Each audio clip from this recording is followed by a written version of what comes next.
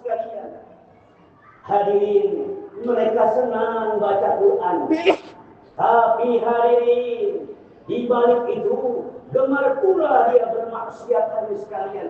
Pendek kata hadirin, rajin dia baca Quran, dekat dia dengan agama, tapi seimbang kemaksiatan yang dilakukan hadirin sekalian. Pendek kata saudara hadirin sekalian, antara kebaikan dan kemaksiatan hampir sama saudara hadirin sekalian. Saudaraku hadirin sekalian, hadirin di kelompok ini namanya Raihana. Raihana hadirin sekalian, orang-orang yang punya mental munafik, mental hipokrit, mental fajir, mental pendosa hadirin sekalian. Saudaraku, dia senang baca Quran, tapi senang pula dia berdosa, bermaksiat. Gemar dia berbuat maksiat hadirin sekalian, subhanallah.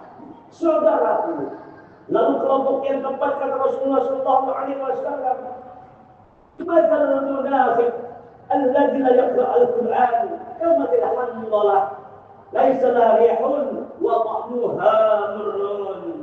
Digambarkan kelompok yang keempat ini hadis sekalian adalah kelompok pendosa, kelompok fajir, kelompok munafik hadis sekalian. Saudaraku, mengaku dia beragama, mengaku dia sebagai seorang muslim hadirin sekalian, tapi jauh nilai-nilai Al-Quran dalam kehidupannya. Sudahlah dia memang enggak mau baca Quran, enggak mau pula mengamalkan nilai-nilai Al-Quran dalam kehidupannya. Pendek kata hadirin sekalian, ini buahan dolah hadirin sekalian, enggak ada aromanya, rasanya pun pahit hadirin sekalian.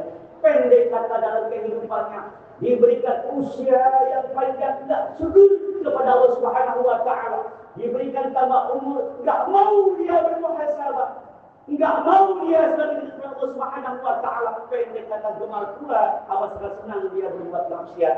Saudaraku hadirin sekalian, demikianlah digambarkan juga dalam Al-Qur'an Al-Karim, kata Allah Subhanahu wa taala, "Tsumma awsal kitab al-mustafana min ibadina." Kemudian kami wariskan Al-Quran itu buat hamba-hamba yang kami pilih, kata Allah Subhanahu wa taala.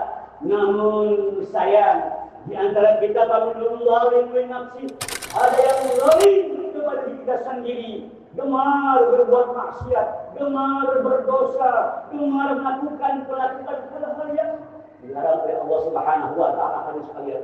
Pendek kata hadirin, selama masih ada nafas, selama itu pula dia berbuat maksiat. Hadirin, saudara-saudara sekalian, wa minhum muqtasid. Dan kata Allah pun ada di antara kita yang mereka berbuat baiknya senang, pun berbuat jeleknya juga senang. Berkebaikannya ada, kemaksiatannya pun ada, berimbang antara kebaikan dan kejelekannya hadirin sekalian. Wa minhum sabiqun bil khairat.